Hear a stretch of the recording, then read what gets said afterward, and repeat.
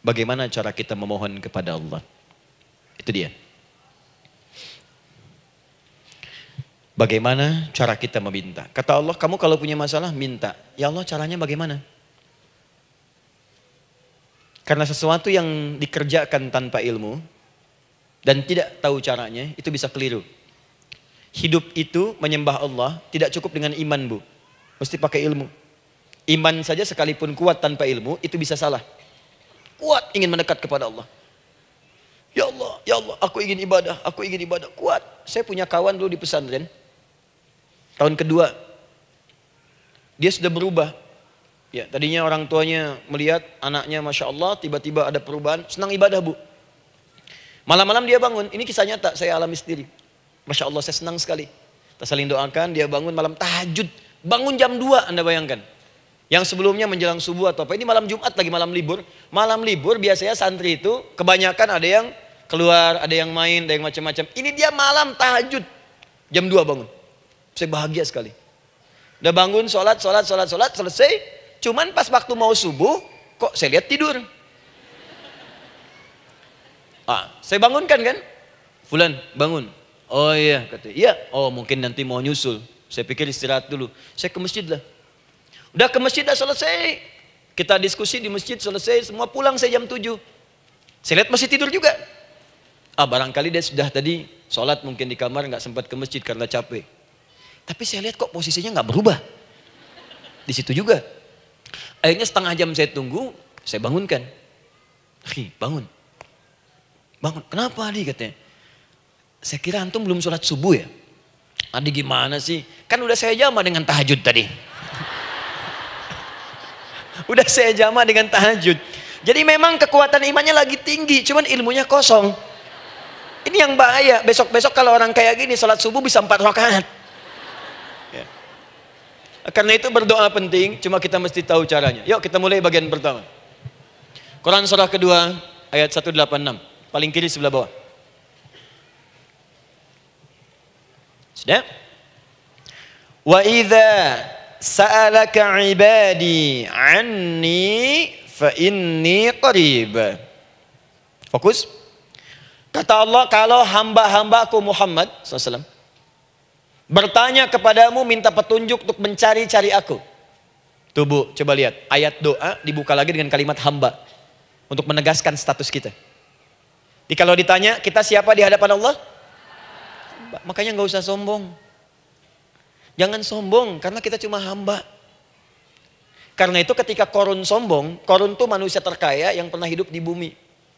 Hartanya Bu, ini saya kasih bocoran sedikit, kunci berangkasnya saja, kemana-mana itu suka dibawa, dipikul paling sedikitnya 8 bodyguard, cuman bawa kunci berangkas saja begini. Di Korun pengen ngasih tahu, kalau ada yang pengen nyuri di tempat saya silahkan aja, ini aja bodyguard saya ngangkat kuncinya susah. Korun.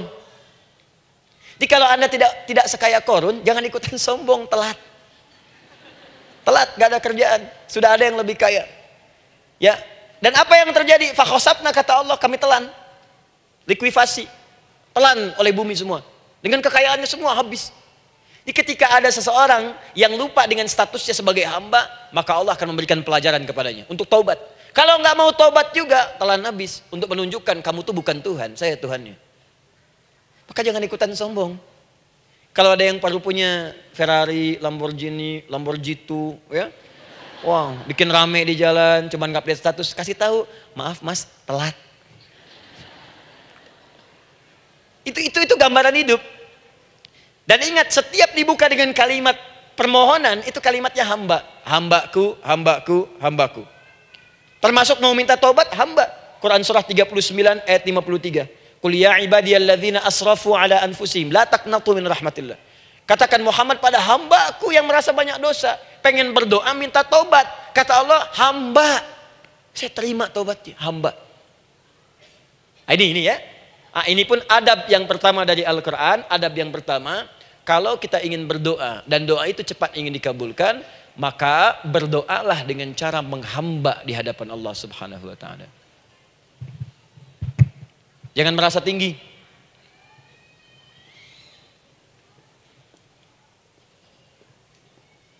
Saya turunkan caranya. Bagaimana cara menghamba itu dengan cara yang baik? Fokus. Wa idza sa'alaka ibadi anni, Muhammad SAW, jika ada hamba-hambaku bertanya padamu tentangku, ingin mencari-cari aku. Masya Allah, ibu maaf ya, biasanya kan kalau orang mencari Allah, ingin mendekat kepada Allah, entah itu datang ke masjid, bangun malam, biasanya motifnya cuma dua. Satu, ada kebutuhan, pengen berdoa, terus dekat sama Allah. Besok mau arisan, malamnya tahajud. Anak mau ujian baru puasa, kan? Suami ada proyek, nah, baru baca Quran, kan? Terus itu biasa itu, biasa. Jadi fitrah bu. Tumben jeng tahajud, fitrah. Itu biasa itu. Ya. Yang kedua, taubat dari maksiat. Taubat. Seorang taubat ke masjid, bangun malam, doa, itu biasa. Jadi kalau ada seperti itu tandanya kita hamba normal manusia. Fa inni qarib, kata Allah, katakan Muhammad SAW, katakan kepadanya, janganlah mencari, aku dekat. Dekat, jangan mencari, aku dekat. Jadi bu, ketika kita butuh Allah, langsung dijawab oleh Allah. Kamu mau apa? Aku dekat. Itu secara psikologi memberikan ketenangan yang paling dalam. Saya belum datang di sini sampai jam 8, ibu tanya panitia, ustadznya mana sih? Ukti, ustadznya mana? Jawaban pertama misalnya, ini belum jelas nih ustadznya. Gak ada kabar. Yang kedua mengatakan, tenang saja, ustadz sudah dekat. Maka yang kedua itu lebih menenangkan kepada kita. Ketika ibu mencari, ya Allah, saya sedang ada masalah, langsung dijawab oleh Allah. Tenang, aku dekat denganmu. Mau minta apa? Itu bu, jadi kalau ibu sedang punya persoalan, psikologi Al-Quran mengatakan, langsung merasakan Allah tuh bersama kita, dekat, menunggu kita mau minta apa. Ibu punya masalah dengan suami, ingin mengadu. Lu kata Allah, saya dekat, kamu kenapa? Ada masalah apa? Ayo minta, ayo cerita. Mohon. Ibu punya masalah dengan anak. Ibu punya masalah dengan tetangga, di pekerjaan, kehidupan sosial. Kata Allah, saya dekat. Nah perasaan itu hadirkan dalam jiwa kita. Ini sekarang jarang didapatkan. Jadi kalau ada masalah itu, hal pertama yang dilakukan itu belum ingat Allah itu masalahnya. Di kebanyakan manusia itu kalau punya masalah, selalu ingin yang pertama itu solusinya. Bukan Allahnya. Kan pemilik solusinya Allah. Jadi kalau kita ingat pada yang memiliki, maka apapun yang kita minta akan diberikan. Bahkan ada orang yang saking ingatnya dengan Allah, sebelum minta sudah dikabulkan. Itu yang dahsyat. Nah, sekarang setelah kita paham tentang kedekatan ini, kemudian kita praktekkan. Jadi bu ya, maaf ya, ketika ibu punya masalah apapun, yang pertama diingat Allah. Allah, Engkau telah berjanji, Engkau pasti akan tepati. Ya Allah, sekarang aku ada persoalan. Nah, sekarang teruskan ayatnya. Ujibu da'watad da'i idza da'an. Ujib.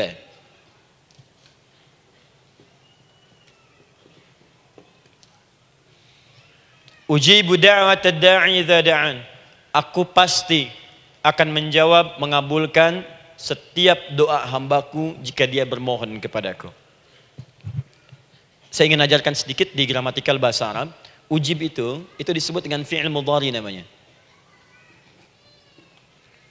Saya kasih rumus cepat bu ya. Insya Allah kalau ibu fokus dengan rumus ini, ibu nanti bisa memahami Al-Quran dengan baik.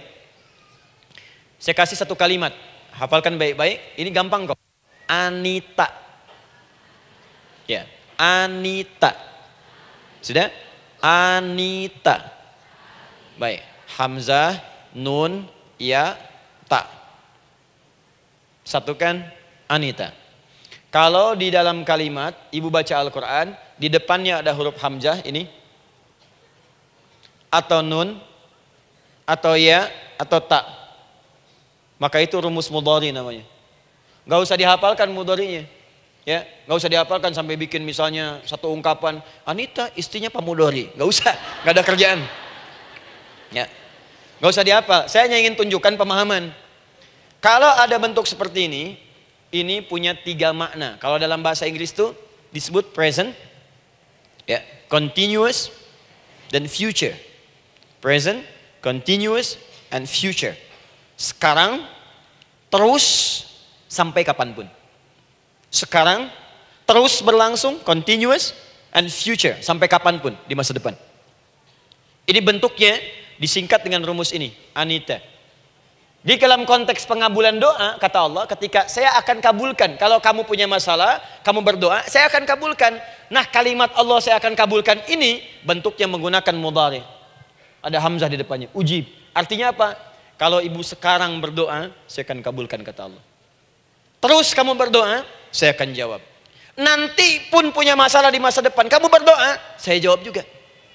Jadi artinya, tidak ada doa yang sia-sia. Semua doa, ingat, sepanjang kita butuhkan, pasti Allah berikan. Doa itu, sepanjang kita butuhkan, pasti akan dijawab.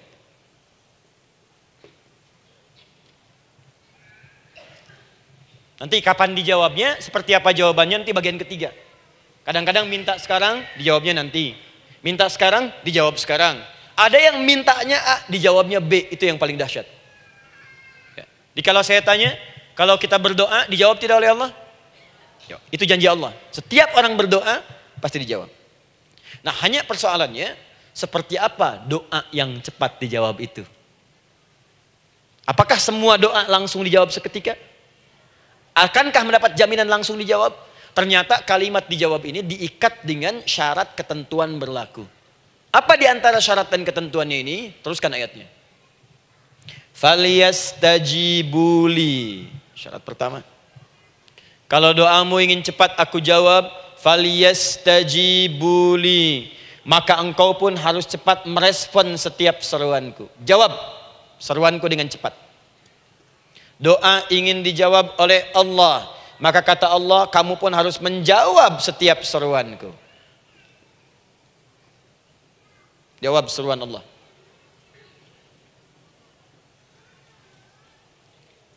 Ayo respon, adil. Maunya dapat gaji aja, kerja nggak mau. Ya? Apa ibu pikir duduk manis, santai di ruangan tengah, tiap bulan suami datang berikan uang belanja? Belum tentu. Kalau sikap tidak bagus, ya interaksi tidak mulia, maka belum tentu itu didapatkan. Maka syarat pertama kata Allah, kalau doamu ingin cepat aku jawab, maka setiap aku seru, cepatlah engkau kemudian kerjakan dan jawab itu. Jadi ternyata seruan Allah itu terkait berkelindan dengan pengabulan doa. Jadi ketika ibu diseru oleh Allah, diminta diperintahkan sesuatu oleh Allah, sebetulnya itu kunci untuk mendapatkan jawaban doa kita, Bu.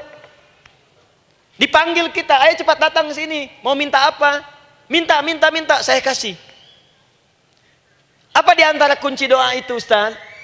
Yuk kita lihat. Adalah jawaban dari seruan Allah. Apa di antara seruan Allah itu? Saya beri contoh satu misalnya. Allah perintahkan kita untuk sholat. Bahkan diseru, diingatkan 5 kali dalam sehari. Sholat. Bukankah kita diseru, Bu? Dipanggil 5 kali sehari untuk sholat? Allahu Akbar, Allahu Akbar. Ya? Diingatkan kan? Ayo ingat Allah, ingat Allah, ingat Allah, ingat Allah. Allah Maha Agung, Maha Besar semuanya, dan seterusnya. Perhatikan baik-baik. Apa tujuan Allah menyuruh kita dalam sholat? Ternyata bukan ingin memberikan beban ruku dan sujud. Bukan sujudnya yang penting. Karena semua makhluk tidak sujud pun tidak akan menurunkan status Allah sebagai Tuhan. Allah tetap Allah, gak ada ruginya. Yang rugi kita, ternyata ketika disuruh sujud, disuruh ruku itu, ternyata yang ditunggu itu bukan ruku sujudnya. Allah nunggu, punya masalah apa? Mau minta apa? Karena itu dalam ilmu fikih, ibu buka semua kitab fikih. Salat itu secara bahasa disebut dengan doa. Nama lain dari doa adalah salat. As-salatu hiya doa. Salat adalah doa. Karena itu semua bacaan dalam salat doa semua. Coba lihat. Baru takbir Allahu Akbar, doa iftitah. Al-Fatihah doa, Bu, jangan dikira Al-Fatihah nggak ada doanya. Nih, nanti saya berikan cepat ya, ini highlight dulu. Highlight dulu. Dalam sholat itu ada 4 keadaan. Ingat ini baik-baik. Nanti ibu manfaatkan minimal zuhur, lakukan. Ada berapa keadaan? 4. Ada 4 posisi, 4 keadaan dalam sholat. Yang kalau ibu berdoa benar, meminta di situ dengan benar, itu seketika akan dikabulkan. Seketika. Satu, saat berdiri. Berdiri. Dua, saat rukuk. Rukuk. Ketiga, saat sujud. Ketiga, saat sujud. Keempat, sesaat sebelum salam. Berdiri, rukuk, sujud, sesaat sebelum salam. Baik, sebelum saya bahas lebih jauh, saya ingin sampaikan dulu. Jadi ternyata ketika kita diminta oleh Allah menunaikan sholat, itulah cara kita memohon, Bu. Itulah waktu kita meminta. Dan dahsyatnya dalam sehari itu 5 kali ditungguin, Bu. Mana ada manusia di muka bumi ini buka pintu rumahnya 5 kali sehari cuman untuk memberikan apa yang dibutuhkan. Sesoleh-solehnya Ustadz, gak ada yang mengatakan, ayo 5 kali sehari datang aja ke rumah saya. Kalau butuh apa-apa ambil. Butuh kulkas, ambil kulkasnya. Butuh TV, ambil. Gak ada begitu. Allah itu maha baiknya, 5 kali sehari dipanggil. Dari subuh sampai zuhur. Kita bangun tidur aja, punya masalah nggak? Ayo minta, disuruh sholat 2 rakaat. Dan sholatnya nggak usah banyak-banyak, 2 rakaat aja dulu supaya nggak ada beban. Itu pun kadang-kadang masih lupa berapa rakaat kita sholat. Ya. Ayo sujud, disuruh minta, punya masalah nggak? Terus dari subuh sampai ke siang dipanggil lagi, punya masalah lagi nggak? Disuruh zuhur 4 rakaat. Karena waktunya cukup panjang, suruh 4. Ayo minta. Ada masalah apa? Minta sujud kita. Minta mohon. Dari zuhur ke asar ditanya lagi, ada masalah nggak? Panggil lagi. Ke maghrib sampai ke isya sebelum tidur, supaya tidurmu enak, masalah nggak ada, tenang, nikmat, nyaman istirahatnya. Ada masalah nggak? Disuruh sholat lagi. Jadi kalau orang paham sholat itu kunci kebahagiaan, dia akan senang menunaikan sholat. Makanya ketika ibu bertanya, kenapa saya sholat? Dijawab oleh muadzin, hayya 'alas shalah, ayo sholat. Kenapa sih sholat? Hayya 'alal falah. Yuk bahagia. Ayo tenang. Yuk dapatkan apa yang kamu inginkan. Falah. Jadi kalau orang paham sholat itu menyelesaikan persoalan, tentu orang akan berbondong-bondong semangat untuk menunaikan sholat. Cuman sayang segelintir orang itu menilai sholat sebagai beban. Jadi sebagai kewajiban beban saja, makanya sholatnya nggak nikmat. Karak tadi duhur, ayeuna asar deui. Tuh. Ya bagaimana doanya bisa dijawab? Anda datang pada orang, tapi datangnya dengan marah-marah. Datangnya dengan mencelanya. Ya bagaimana dia bisa memberikan kebutuhan Anda? Anda datang pada Allah dengan niat yang tidak ikhlas. Setelah itu kemudian menggunjingkannya, bagaimana bisa dijawab? Tuntutan tinggi. Tapi datang tidak membawa prestasi, ya bagaimana bisa diberi? Catat tuh, bikin status. Paham ya? Nah ini bagian pertama. Jadi cara pertama, respon kata Allah, seruan Allah. Rumus pertama sholat. Nah sekarang saya ajarkan lagi. Ini belum selesai nih Bu. Ini panjang bahasannya nih. Sampai jam berapa kita? 10 ya? Oh, banyak. Oh, mau sampai jam 5 silahkan. Saya jam 10 selesai. Ya. Lihat sini. Oke, saya punya sekitar 1 jam kurang ke depan. Saya ingin terangkan sedetil-detilnya gitu ya. Dan saya hanya menyampaikan isi Al-Quran. Quran, hadis, Quran, hadis.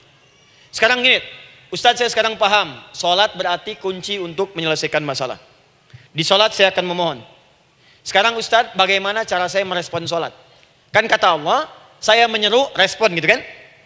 Kita dipanggil sholat nih, Allahu Akbar, dipanggil. Bagaimana cara meresponnya? Sebelum minta. Awas, ibu ingin datang mengajukan proposal.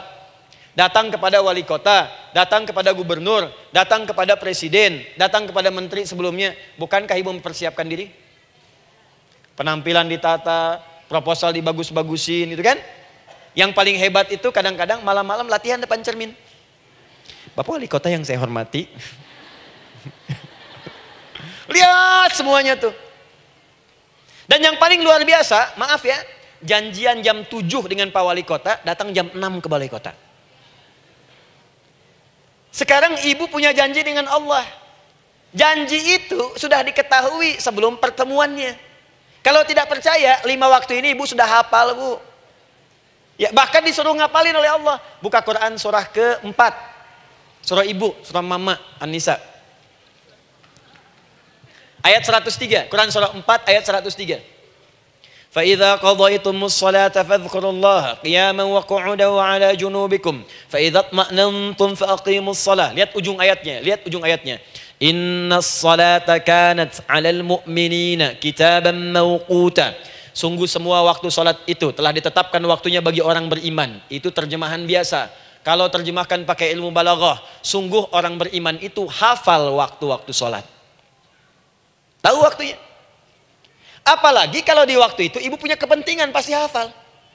Kalau ibu benar memprioritaskan sholat dan menilai sholat sebagai solusi hidup, menilai sholat sebagai kebutuhan, ibu pasti akan hafalkan itu, Bu. Nih ya, ibu dapat bagian arisan nih, bulan ini misalnya. Dan memang bagian jatah ibu, demi Allah saya katakan, sebulan sebelumnya ibu sudah hafal tanggalnya kapan. Bahkan di kalender tuh diwarnain. Papa, bagian mama nanti bulan ini. Tuh. Dicatat semua, di tempat siapa, jam berapa, datang dengan penuh keceriaan dan kebanggaan. Luar biasa. Hanya untuk urusan dunia, yang itu habis gitu. Jika dia tidak meninggalkan ibu, ibu yang meninggalkan dia duluan. Sekarang 5 kali sehari, semua diberikan, bahkan lebih daripada dunia dan seisinya.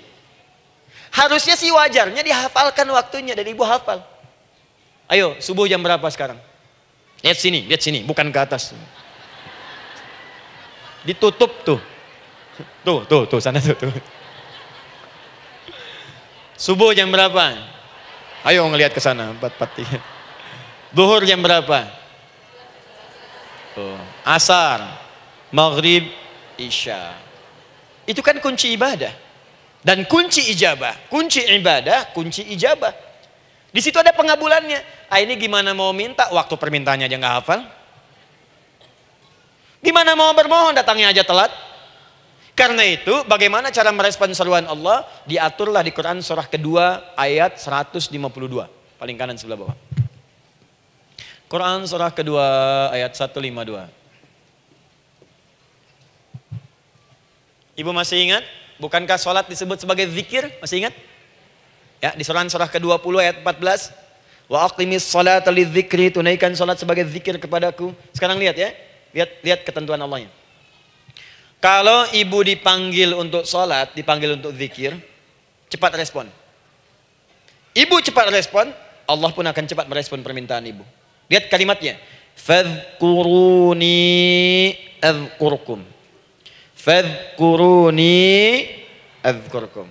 Kalian mengingat saya, maka saya pun akan ingat dengan kalian. Kalian zikir kepada saya, ingat saya, kata Allah, maka saya pun akan ingat kalian. Di antara makna zikir, salat. Kalau ibu salat mengingat Allah dengan cepat, maka Allah pun akan cepat mengingat kita. Contoh.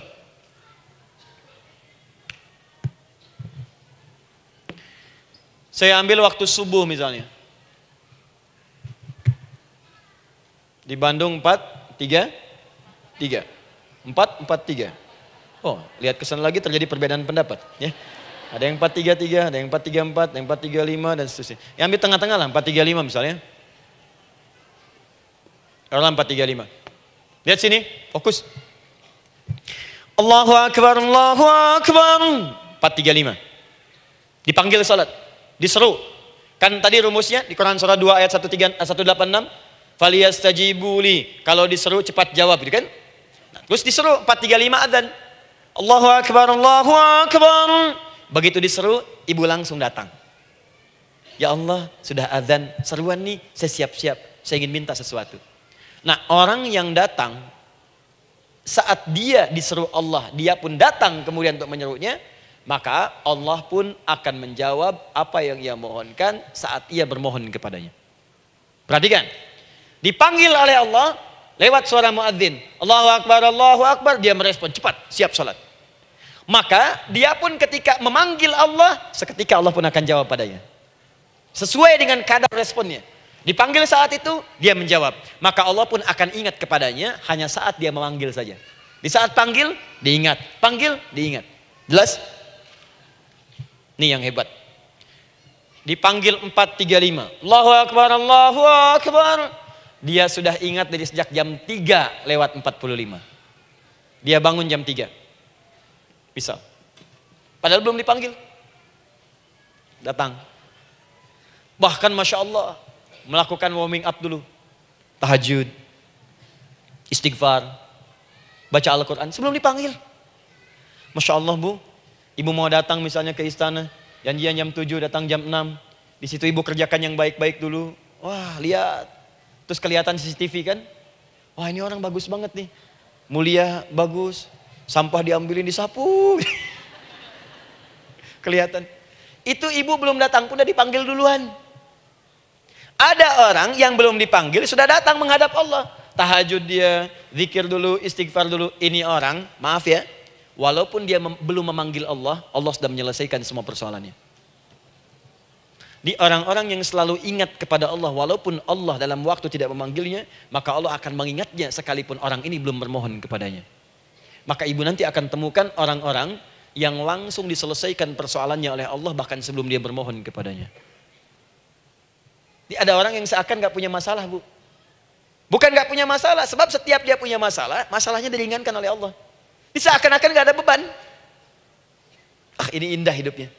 Enak. Butuh sesuatu, sebelum nyari, datang. Ada persoalan, senyum dikit, selesai. Orang macet mengeluh, bikin status, dia macet malah senang. Dan hatinya dilapangkan oleh Allah. Bayangkan ada janji rapat jam 9, setengah 9 masih macet. Diprediksi di Google akan sampai 2 jam lagi. Yang lain mengeluh, telepon sana, telepon sini, ini. Dia nggak aja, lapang aja. Alhamdulillah ya Allah kasih macet. Morotal, saya mau dengerin surah Al-Baqarah. Buka, hafalin. Partnernya nelpon. Sampai di mana akhi? Ini sampai di surah Al-Baqarah ayat 186. Tidak ada yang sia-sia dari Allah. Sabar ya di sana. Ya, atau kita bisa koneksikan dari sini apa yang bisa saya selesaikan sekarang di sini sehingga sampai sana kita tinggal kesimpulan saja. Tenang hatinya. Gak ada gerasak, gerusuk, gelisah gini, telepon sana sini, klaksonin. Dasar lampu merah, lama, birunya sebentar. Padahal biru nggak ada, yang ada hijau kan. Jadi kalau sudah begitu enak Bu. Yang perempuan ada di Quran Maryam. Maryam kan perempuan. Dan Maryam itu bukan nabi, bukan rasul. Ingin memberikan pesan kepada ibu, perempuan dimanapun. Tidak harus jadi nabi supaya doa cepat dikabulkan. Tidak harus menjadi rasul. Ini Maryam bukan nabi, bukan rasul. Tapi dia ini luar biasa. Sebelum dipanggil udah datang. Zikirnya tak terlukiskan. Mohon kepada Allahnya luar biasa. Menjaga diri dari hal yang dilarang oleh Allah. Apa hasilnya? Sebelum diberikan bahkan oleh pamannya sudah ada kebutuhannya. Quran surah ketiga ayat 37. Kullama dakhala 'alaiha Zakaria al-mihraba wajada 'indaha rizqa. Setiap pamannya mau memberikan kebutuhan Maryam sudah ada di dalamnya Bu. Sudah ada. Itu luar biasa. Mau makan, makanan ada. Mau anggur, anggur ada. Ya. Wah, itu luar biasa Bu. Jadi bermohon bahkan sebelum waktunya. Sentuhlah ia tepat di hatimu, maka ia akan jadi milikmu untuk selamanya. Wah, nah, itu doa tuh. Aduh, mana-mana. Paham? Tuh. Jadi kalau yang standar-standar saja itu biasa. Maka datang sebelum waktunya. Datang. Atau datang pas dipanggil, standar. Jadi kalau 4.35 adzan, Allahu Akbar, Allahu Akbar. Ibu bangun, siap sholat, siap sholat. Itu standar. Yang dulu bahagia. Naikin lagi levelnya. Yang celaka itu ya ini nih. Dipanggil 4.35, baru bangun 5.34.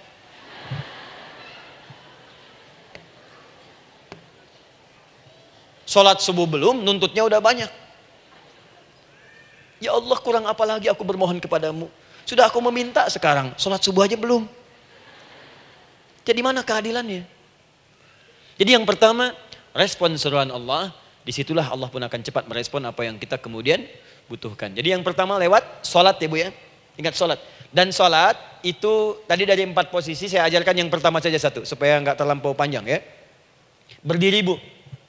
Saya ajarkan satu. Setiap ibu dalam keadaan berdiri dan membaca Al-Fatihah. Pada kalimat iyyaka na'budu wa iyyaka nasta'in. Ingat pada kalimat iyyaka na'budu wa iyyaka nasta'in. Maka sertakanlah di hati kita apa persoalan yang dirasakan untuk bermohon kepada Allah. Saya ajarkan cepat. Kalau ibu mau belajar lebih detail, ikuti kajian kami di fikih sholat.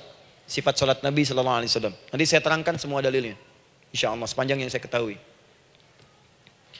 Baik. Dasarnya ini. Dasarnya Quran surah ketiga ayat 38 sampai 39. Dan dikuatkan nanti di hadis qudsi. Ibu kenal Nabi Zakaria? Ya kenal ya. Ya selamat lah Bu. Alhamdulillah. Episode ke-15 kenal Nabi Zakaria. Luar biasa. Alhamdulillah. Nabi Zakaria punya persoalan, sudah berumah tangga, belum ada keturunan, fisiknya sudah letih, rambutnya sudah memutih, dan mohon maaf istrinya divonis menopause dan mandul. Secara medis klinis. Apa yang beliau kerjakan? Sholat. Dalam sholatnya bermohon kepada Allah. Perhatikan permohonannya. Qala rabbi habli min ladunka dzurriyyatan thayyibah. Ya hunalika da'a Zakaria rabbah. Qala rabbi habli min ladunka dzurriyyatan thayyibah. Innaka sami'ud du'a. Ya Allah, aku bermohon kepadamu, anugerahkan aku keturunan. Semua mengatakan aku gak mungkin punya keturunan. Hanya engkau yang tidak punya batas dalam pemberian. Engkau pasti mendengar doa saya. Kalau pada yang maha mendengar tidak mengabulkan juga, lantas kepada siapa lagi aku mesti memohon? Doa ini dipanjatkan oleh beliau dalam keadaan sholat. Sedang berdiri dalam sholatnya. Jadi ibu maaf ya, tolong jangan salah berpikir. Semua nabi dan rasul, orang soleh sebelumnya itu sholat. Cuma kita lebih sempurna gerakan dan jumlahnya, sempurna. Orang dulu sholat. Nabi Musa sholat, Quran surah 20 ayat 14. Nabi Isa sholat, Quran surah 19 ayat 31 sampai 33. Nabi Ismail sholat, Quran surah 19 ayat ke-55. Semua sholat. Sholat. Nabi Zakaria saat punya masalah, sholat. Dalam berdirinya minta dalam sholatnya. Dari mana Ustadz tahunya beliau minta dalam berdiri dalam sholat? Ayat 39 ya baca. Quran surah ketiga ayat 39. Fanadatsul malaika, maka doanya itu dijawab oleh Allah. Datang malaikat menyampaikan jawaban. Wa huwa qaimun yusalli fil mihrab. Sedangkan beliau masih berdiri dalam sholatnya di mihrab. Masih berdiri dalam sholat. Sholat. Di dalam sholat itu minta. Makanya semua bacaan sholat itu permintaan isinya. Dan dikabulkan oleh Allah. Anallaha yubashshiruka bi Yahya. Allah kasih kabar gembira, engkau akan punya anak, langsung namanya dari Allah Yahya. Artinya hidup yang mustahil menurut manusia. Lahir dari rahim seorang perempuan yang divonis menopause dan mandul menurut medis. Kata Allah tidak ada yang mustahil bagiku. Lahir dan hidup dia, Yahya. Kapan terjadinya? Sedang sholat. Kapan saat sholatnya? Berdiri. Nah yang paling menarik Bu, umatnya Nabi Muhammad SAW ditunggu oleh Allah 5 kali dalam sehari. Dan dimintakan sebelum sholat untuk menyiapkan permohonannya. Maka turunlah Quran surah kedua ayat ke-45. Ibu lihat ayatnya. Wasta'inu bis-sabri was-salah. Bahkan ditegaskan lagi. Di Quran surah kedua ayat 153. Paling kanan sebelah bawah. Ya ayyuhalladzina amanusta'inu bis-sabri was-salah. Yang pertama nggak pakai panggilan iman. Wasta'inu, kata Allah, hey, kalau kamu punya masalah, jangan mengeluh, jangan berkeluh kesah, jangan terlampau banyak gelisah, cepat siapkan dirimu untuk menunaikan sholat. Siapkan permohonanmu, minta kepada aku lewat sholat. Kalau belum yakin, disebutkan imannya. Ya ayyuhalladzina amanu, hey orang-orang yang masih merasa punya iman, katanya punya iman. Jadi kalau ibu nggak mau minta lewat sholat, dipertanyakan imannya. Kamu punya iman nggak? Kata Allah, yakin nggak dengan saya? Kalau punya masalah jangan mengeluh. Datang pada saya minta. Lewat sholat, saya panggil sholat minta. Kalau masih merasa punya iman. Tuh, iman kita tuh dipertaruhkan di situ. Nah sekarang, saya berikan rumus bahasanya. Allah memanggil kita dengan bentuk jama, perintah jama. Wasta'inu, wasta'inu. Itu bentuk perintah. Wasta'inu, bentuk perintah.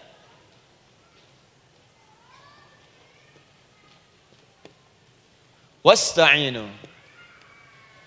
Dan jika kalian, perhatikan cara menerjemahkannya, dan jika kalian punya persoalan dalam hidup, punya kebutuhan, maka bergegaslah siapkan dirimu untuk minta kepadaku solusi. Wasta'inu, dan mintalah oleh kalian pertolongan, solusi.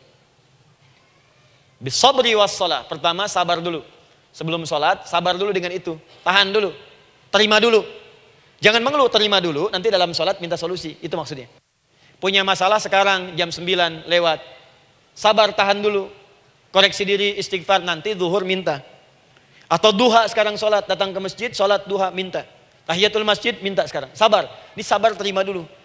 Jangan mengeluh, sabar. Ingat, terima, sabar. Karena Allah mustahil memberikan ujian masalah kalau kita tidak sanggup menerimanya.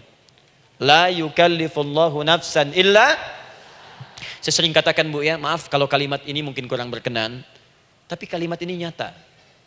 Kalau ibu sekarang punya masalah seberat apapun, itu artinya hanya ibu yang sanggup untuk menerimanya. Saya tidak. Betul, karena itu persoalan itu dititipkan kepada ibu, bukan kepada seorang bernama Adi Hidayat. Ibu yang dipercaya. Ya ibu dipercaya oleh Allah, kenapa ibu tidak yakin dengan itu? Karena cuma ibu yang bisa mengatasi. Ibu yang mampu, saya tidak, karena itu dititipkan pada ibu. Kaidahnya la yukallifullahu nafsan illa wus'aha. Allah nggak akan berikan beban ujian masalah kalau dia nggak mampu.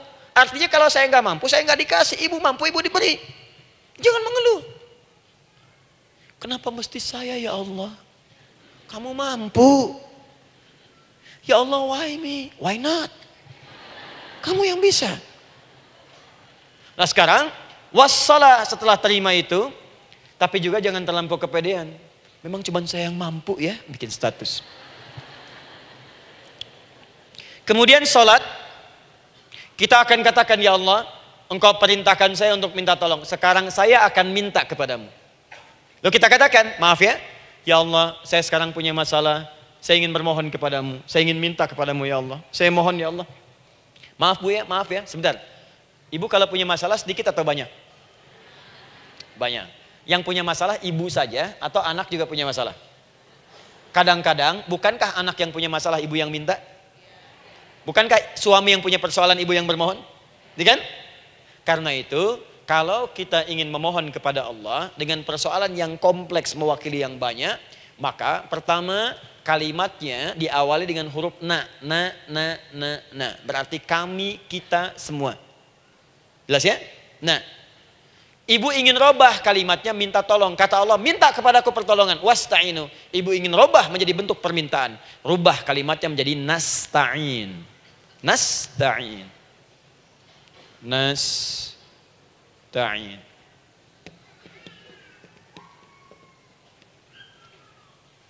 Wasta'inu nasta'in. Minta kepada siapa tadi?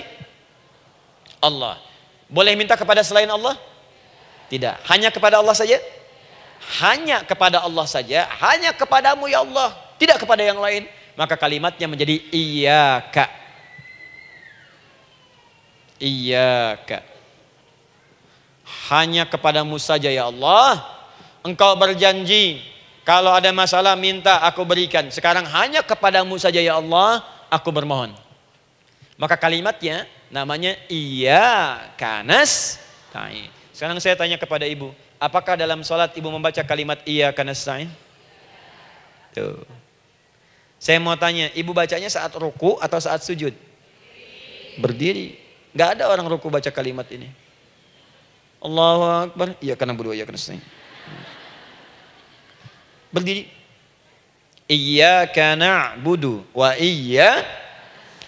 sekarang saya bacakan hadis qudsinya. Tersambung dari Nabi sallallahu alaihi wasallam. Qala Rasulullah sallallahu alaihi wasallam, qala Allah azza wa jalla. Allah langsung yang berfirman lewat hadis qudsi. Perhatikan bahasanya. Qasamtu shalah baini wa baina abdi. Saya bagi dalam salat itu dua bagian, antara hak aku dan hak hambaku. Wali abdi ma sa'ala. Dan jika benar hambaku menunaikan kewajibannya dengan baik, menjaga hak-hak aku, maka pada saat itu apapun yang dia minta dalam salat aku akan berikan. Apapun. Kapan itu terjadi? Perhatikan kalimatnya. Idza qala al-'abdu, kalau hamba mulai membaca dalam salatnya, alhamdulillahi rabbil alamin.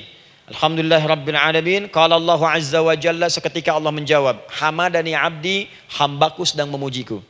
Ibu ingat baik-baik Bu ya. Ingat baik-baik. Setiap ibu baca Al-Fatihah dalam salat itu Allah memperhatikan dan menjawab bacaan ibu. Tadi masih ingat ketika saya katakan wa idza sa'alaka ibadi anni fa inni qarib, Allah itu dekat. Ya. Wa idza qala al-'abdu ar-rahmanir rahim, kalau hamba melanjutkan ar-rahmanir rahim, qala Allah azza wa jalla, Allah langsung menjawab athna alayya 'abdi, hambaku sedang menyanjungku. Wa idza qala al-'abdu maliki yaumiddin, ketika hamba berkata maliki yaumiddin, qala Allah azza wa jalla, Allah menjawab majjadani 'abdi, hambaku sedang mengagungkanku. Sekarang perhatikan kalimat ini. Wa idza qala al-'abdu, Jika seorang hamba berkata, iyyaka na'budu wa iyyaka nasta'in, ya Allah, sekarang hamba sholat ibadah atas perintahmu. Dan hamba minta, ya Allah, hamba punya masalah, hamba punya persoalan, dan kau janjikan minta dalam sholat. Qala Allah azza wa jalla, Allah jawab, hadza baini wa baina abdi, inilah perjanjian aku dengan hambaku. Wali abdi, kalau hambaku benar sholatnya sampai bacaan ini, masalah apapun yang dia minta sekarang aku akan kabulkan. Dalam berdiri. Cuman sayang, kadang-kadang dalam keadaan ini banyak yang tidak minta. Maka caranya saya sampaikan yang pertama, kalau ibu sudah sampai ke bacaan ini, iyyaka na'budu wa iyyaka nasta'in, sertakanlah dalam hati ibu. Gak usah dilafadzkan. Sertakan ibu punya masalah apa. Atau secara umum minta solusi. Minta. Nabi itu kalau sholat, Nabi SAW kalau sholat, itu kalau baca ayat-ayat Quran, itu seringkali berhenti bu. Sering berhenti. Kalau dalam ayat doa, beliau berhenti, mohonkan dengan baik. Kalau ayat-ayat surga, minta supaya umatnya ke surga. Ayat-ayat neraka, mohon supaya umatnya dibebaskan dari neraka. Minta. Kesaksiannya banyak. Hudzaifah al-Yamani, pernah sholat di belakang Nabi, begitu. Abdullah bin Mas'ud radhiyallahu ta'ala anhu, sholat di belakang Nabi, begitu. Ubay bin Ka'ab radhiyallahu ta'ala anhu salat di belakang Nabi, begitu. Di kesaksian mereka sama semua. Makanya seringkali itu nggak sadar, enak salat dengan Nabi itu. Nyaman. Kalau baca ayat surga seakan-akan pengen cepat ke surga. Kalau baca ayat doa berdoa, jadi nggak sadar. Rakaat pertama 100 ayat aja Al-Baqarah. Ya, kadang-kadang lewat ke Ali Imran. Pernah rekornya 5 juz 4 halaman, An-Nisa ayat 176 baru berhenti. Ya walaupun besoknya nggak pada ikutan lagi. Ya. Karena merasa ini kapan rukunya gitu. Sekarang atau nanti, sekarang atau nanti. Tapi enak. Nah saya ajarkan satu hal. Kalau kita sampai pada bacaan Al-Fatihah tadi, jeda sejenak bu, rasakan itu, minta. Minta. Setelah itu Allah ajarkan satu lafaz. Kalau lafaz ini benar dibacakan oleh ibu, benar dibacakan, maka seketika doa akan dijawab. Langsung dikabulkan. Apa bacaan itu? Nanti dalam pelajaran selanjutnya kita akan bahas ya insya Allah. Masih ada waktu? Oh ya, kalau masih kita bahas ya. Masih. Ada sesi mau jawab pertanyaan dulu, diskusi dulu, atau saya teruskan sebentar? Teruskan ya. Baik, kalau kita sampai jam 10, saya jeda sampai ke 9.45. Jadi 15 menitnya kita bisa diskusi ya. Baik. Apa lafaz yang kita bisa mohonkan? Teruskan ayatnya. Ihdinas siratal mustaqim. Ihdinas siratal mustaqim. Ihdinas siratal mustaqim. Ini Bu, nanti Ibu lihat dalam kajian tafsir yang kami sampaikan, juga dalam kajian fikih salat saya bahas dengan detail. Di sini singkat saja, singkat padat. Ihdina itu, ya Allah berikan kami hidayah, berikan kami jalan, berikan kami petunjuk, tunjukkan kami jalan yang lurus. Kalimat ihdina asalnya dari kata hidayah. Hidayah, jamaknya hudan. Ihdina, berikan kami hidayah, berikan kami hudan. Kalau tunjukkan kami jalan yang lurus, itu terjemahan Bu. Terjemahan. Kalau ibu ingin makna tafsir per huruf, per kalimat, bahkan per harokat, itu semua ada maknanya. Karena semua kalimat Quran itu mukjizat. Ihdina dari kata hidayah, hudan, berikan kami hidayah. Hidayah dalam bahasa Arab itu banyak maknanya. Bisa solusi dari semua persoalan. Bisa jalan menuju kemudahan. Bisa kesuksesan. Bisa petunjuk, banyak. Kalau dikumpulkan namanya hudan. Hudan. Makanya Al-Quran disebut hudan. Karena di Quran ada semua. Solusi ada, petunjuk ada, kemudahan ada. Dzalikal kitabu la raiba fi hudal. Al-Quran hudan. Syahrul Ramadan alladzi unzila fihi al-Quran hudan linnas. Isi Quran semua hudan. Di situ ada solusi. Di situ ada petunjuk. Di situ ada kemudahan. Kalau kita ingin minta semua itu, kalimatnya dikatakan fi'il amr lit talab. Permohonan dalam bentuk kalimat permintaan. Ihdina, berikan kepada kami hudan. Kalau sudah mengatakan ihdina artinya minta solusi, minta kemudahan, minta petunjuk. Jadi ketika ibu mengucapkan kalimat ihdinas siratal mustaqim, itu artinya ya Allah berikan kepada kami solusi dari masalah yang sedang saya hadapi. Berikan petunjuk dari persoalan yang sedang saya jalani. Berikan kemudahan ya Allah dari kesulitan yang tengah saya hadapi. As-siratal mustaqim, yang lurus, yang gampang. Karena jalan yang gampang itu lurus, gak berkelok Bu. Langsung ke tujuan. Saya mau ke sini jalannya belok-belok, gak langsung kan gak enak. Ibu mau ke satu undangan, jalannya belok sini, belok sini, belok sini, belok sini. Kelokan 9, kelokan 7, kelokan 8. Ya. Kan rasanya berliku. Ibu ingin mendapatkan solusi, tapi dilempar-lempar. Ke sini dulu berkelok, sini dulu, sini dulu, sini dulu. Kenapa nggak ibu lurus dapatkan langsung? Dalam bahasa Arab, apalagi kalimat yang fasih, mendapatkan sesuatu dengan gampang, dengan mudah. As-siratal mustaqim, lurus ke tujuan, cepat, mudah. Apalagi ke surga nanti, tunjukkan kami jalan yang lurus, yang benar. Hak dari Allah dan mudah didapatkan. Itu maksudnya. Ini bukan sekedar tunjukkan jalan yang lurus, solusi yang mudah, yang gampang, yang cepat. Paham di sini ya? Seperti orang-orang dulu mendapatkannya. Siratal ladzina an'amta 'alaihim. Seperti orang dulu mendapatkan semua kenikmatan ketika mereka bermohon kepadamu ya Allah. Siapa mereka? Ada 4 golongan disebutkan di Quran surah keempat ayat 69. Ada para nabi, orang-orang jujur siddiqin, para syuhada dan orang-orang soleh. Ya, wa may yuti'illaha wa rasul fa ulaika ma'al ladzina an'ama Allahu 'alaihim minan nabiyyina was-siddiqina wasyuhada was-shalihin. Para nabi dulu berdoa, ya Allah saya ada masalah dikabulkan. Kita minta ya Allah sekarang saya berdoa, tolong kabulkan seperti nabi-nabi dulu dikabulkan. Nabi Ayub sakit berdoa dikabulkan, kita sakit dikabulkan. Nabi Ibrahim ada ujian dikabulkan. Nabi Ibrahim punya ujian dengan anak, kita ada ujian dengan anak, minta dikabulkan. Anak-anak berselisih, ada yang dendam, yang iri, seperti anaknya Nabi Yakub. Nabi Yakub berdoa dikabulkan, kita minta dikabulkan. Ada syuhada, berdoa dikabulkan, kita minta dikabulkan. Orang soleh berdoa, minta dikabulkan, kita minta dikabulkan. Ya Allah, seperti engkau kabulkan doa orang-orang dulu yang melahirkan nikmat, mohon kabulkan kami yang minta sekarang dan mendapatkan kenikmatan itu. Itu maksudnya. Ya, siratal ladzina an'amta 'alaihim. Siapa an'amta 'alaihim di sini? Ulaikal ladzina an'amallahu 'alaihim. Sama persis kalimatnya. Minan nabiyyina was-siddiqina wasyuhada'i was-shalihin. Jadi jangan diartikan sebatas terjemahan. Walaupun di musim haji sekarang itu bisa dipakai. Saya tugas 2010 di Mekah. Ada jemaah kesasar, lupa maktab. Kemudian ingin balik, nggak tahu jalan. Dia ketemu askar. Askar nggak bisa bahasa Indonesia, dia nggak bisa bahasa Arab. Tapi dia hafal Al-Fatihah. Datang kepada askar, dia tunjukkan gelangnya. Pak, ihdinas siratal mustaqim. Tunjukkan saya jalan yang lurus. Ikutin gelang. Askar nggak bisa bahasa Indonesia. Dikasih bahasa Arab gak paham-paham. Tapi askar ini pun cerdas. Dia tunjuk, dia lihat gelangnya. Oh, maktab sana. Siratal ladzina an'amta 'alaihim ghairil maghdubi 'alaihim waladdallin. Lurus, jangan belok-belok. Kalau belok nanti engkau tersesat atau dicaci maki orang. Maghdub ya dicela orang. Dhalin tersesat, kan? Jangan dicela, jangan sesat, lurus. Tapi kalau dalam berdoa dalam sholat minta di hati hadirkan. Jelas ya? Nah itu posisi pertama. Jadi pertama minta lewat sholat. Yang kedua cepat rajin istighfar bu. Saya cepat ya, rajin istighfar. Saya ada 7 menit lagi. Ibu rajin istighfar. Astaghfirullah, astaghfirullah, astaghfirullah, astaghfirullah. Itu yang paling singkat. Astaghfirullahaladzim, astaghfirullahaladzim, astaghfirullahaladzim. Itu yang menengah. Astaghfirullahaladzim alladzi la ilaha illa huwal hayyul qayyum wa natubu ilaihi. Astaghfirullahaladzim alladzi la ilaha illa huwal hayyul qayyum wa natubu ilaihi. Astaghfirullahaladzim alladzi la ilaha illa huwal hayyul qayyum wa natubu ilaihi. Itu yang cukup panjang. Ibu rajin istighfar.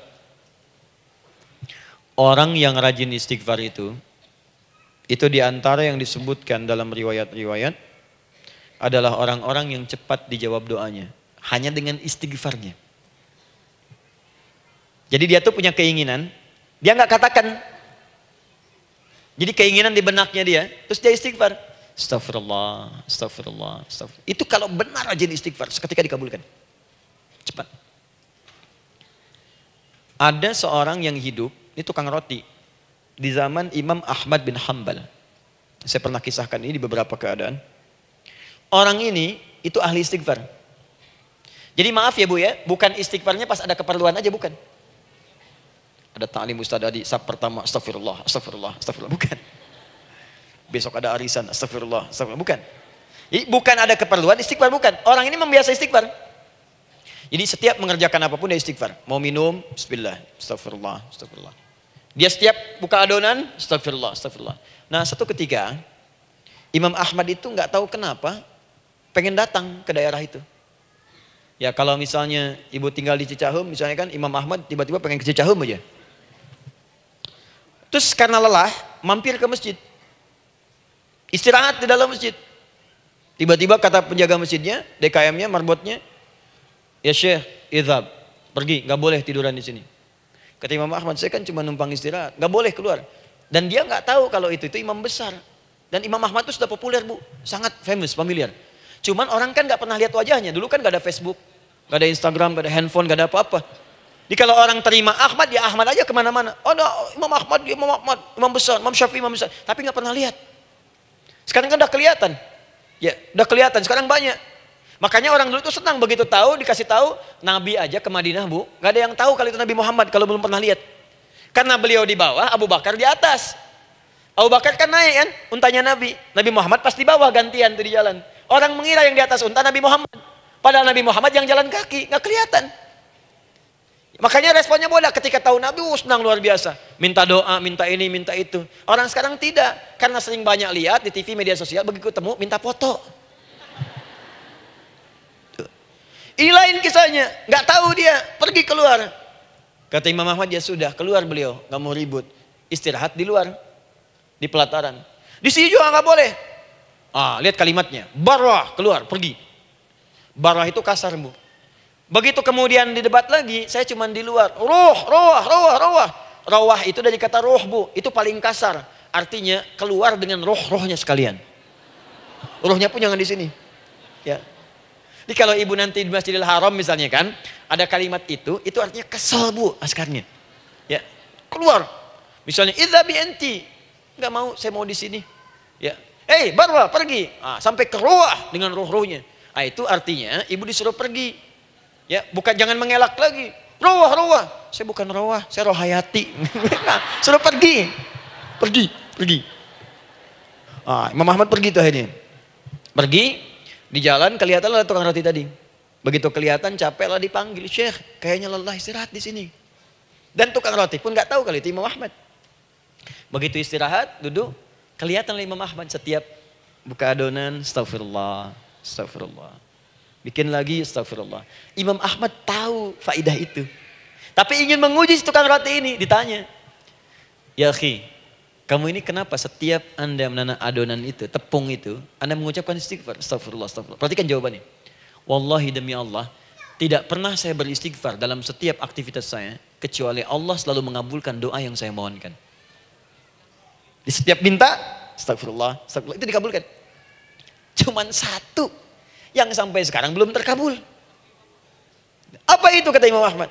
Saya ini selalu bermohon kepada Allah, ya Allah, mohon sebelum saya wafat atau setelah ia wafat, pertemukan saya ya Allah dengan Imam Ahmad bin Hambal. Sebelum saya yang wafat atau wafat Imam Ahmad. Kata Imam Ahmad, astagfirullah. Allahu Akbar. Itu mungkin yang memperjalankan saya kemari.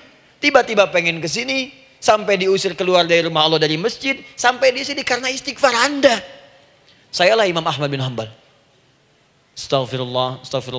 Imam Ahmad ke situ datang. Tolong jangan lakukan pada saya. Salah di hidayat ya Allah. Astagfirullah. Saya jawab lagi dari sana. La haula wala quwata illa billah. Ini istighfar. Nah, kapan istighfar yang baik? Istighfar yang baik dilakukan setelah tahajud sebelum fajar. Saya ulang ya. Setelah tahajud sebelum fajar. Dalilnya Quran surah ke-51 ayat 18. Baca dari ayat 15 sampai 18-nya. Jadi ibu kalau mau seperti itu, rajin tahajud dulu bu. Tahajud. Setelah itu biasakan istighfar. Itu latihan dulu, itu baru latihan. Ingat ya, istighfar menjelang fajar di waktu sahar, itu baru latihan. Astagfirullah. Nanti kalau sudah banyak latihan, ibu akan refleks. Mau duduk masuk mobil, astagfirullah. Duduk mau makan, astagfirullah. Ya, kadang-kadang ibu mau ambil handphone, astagfirullah. Itu refleks di lisan kita keluar. Ahli istighfar itu nggak direncanakan keluar di lisannya. Astagfirullah. Kalau sudah seperti itu, berbahagialah. Karena apapun kadang ibu inginkan, sepanjang itu ibu butuhkan, seketika dikabulkan. Ya. Yang ketiga, yang terakhir. Sudah 9.45, boleh sedikit? Ya, yang terakhir ya, terakhir. Jangan khawatir, setelah ini selesai. Jangan khawatir. Yang ketiga, ini amalan yang paling dahsyat. Jadi yang pertama minta dikabulkan. Yang kedua baru istighfar dikabulkan. Yang ketiga nggak ngapa-ngapain dijawab. Artinya baru terbersit, ada keinginan jawab seketika. Amalan yang ketiga ini adalah amalan yang dikerjakan karena cinta kepada Allah Subhanahu wa taala. Mahabbatillah, kecintaan kepada Allah. Amalan yang dikerjakan karena cinta kepada Allah Subhanahu wa taala. Amalannya mencintai Allah. Beda, Bu. Salat dengan cinta dibandingkan dengan salat karena memenuhi kebutuhan atau kewajiban saja, itu akan lain. Ibu kalau benar-benar mencintai Allah, maka dalam salat pun persiapannya akan beda. Saya beri contoh gini ya. Dari pakaian akan lain kata Al-Quran. Quran surah 7 ayat 31. Ya bani Adam khudhu zinatakum inda kulli masjid. Hei anak cucu Adam, kalau ada panggilan dari masjid, kenakan pakaian terindahmu.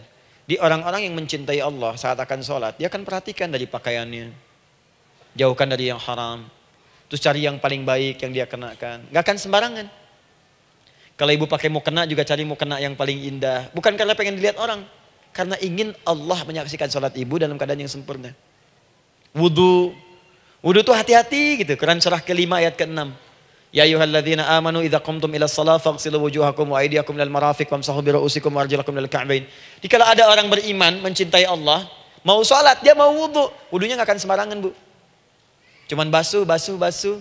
Ya, bagian kepala juga harusnya kepala, dia rambut, takut selesai. Sampai ke kaki cuma disodorkan di keran, beres. Itu sih, anak kecil juga bisa. Orang ini lain. Dia akan pelan-pelan dilihat secara sempurna. Hati-hati, kerjakan karena Allah, karena ingin baik. Kalau orang sholat, hanya kebutuhan saja, maka yang penting dia takbir sampai salam selesai. Tapi ini tidak, dia akan pelajari bagaimana Nabi mengajarkan sholat yang benar. Bagaimana bacaan saya benar. Dia belajar ngaji supaya benar bacaan Fatihahnya. Dia belajar dengan baik supaya khusyuk di dalam sholatnya. Dia pahami satu-satu. Apa artinya Allahu Akbar, apa artinya Subhana Rabbiyal Azim, apa artinya Subhana Rabbiyal A'la, apa artinya Sami Allahu liman hamidah. Dipahami. Di begitu dia sholat dan baru takbir sudah paham isinya. Jika ada orang seperti ini, dia mengerjakan apa yang Allah perintahkan karena cinta dengan Allah. Dia berzakat karena ingin mencintai Allah. Dia berinfak karena cinta dengan Allah, bukan karena uangnya. Pokoknya kalau orang cinta itu, Bu, setiap pecinta dia akan memberikan apapun pada yang dicintai. Walaupun tadi minta. Dan pecinta itu sifatnya, kalau yang dicintainya senang sesuatu, akan otomatis ikut senang. Ibu misalnya senang ya dengan pasangan sebelum menikah. Pasangan senang kucing, ibu akan terpaksa senang kucing. Ibu cinta dengan anak, semua akan diikuti apa yang diinginkan. Seperti itu, cinta itu butuh pembuktian. Karena itu sering saya katakan pada akhwat ya yang belum menikah, yang masih muda-muda belum menikah, cinta itu butuh pembuktian. Jadi jangan percaya kalau ada orang yang bicara di lisannya gak ada buktinya.